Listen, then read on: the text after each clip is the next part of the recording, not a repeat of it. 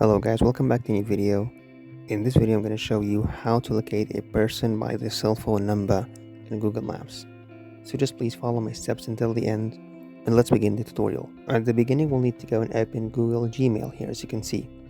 And from here we're going to click on this button, which is compose a new message. And from here we're going to send an email to contact@trackme.com. In the subject we're going to write tracking by Google Maps, and from here we're going to write a phone number,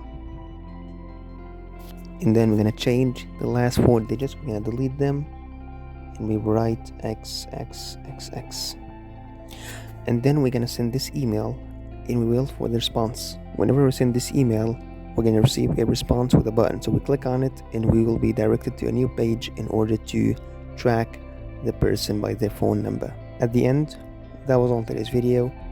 If you find this video helpful, please don't forget to like the video, subscribe to the channel, and thanks for watching.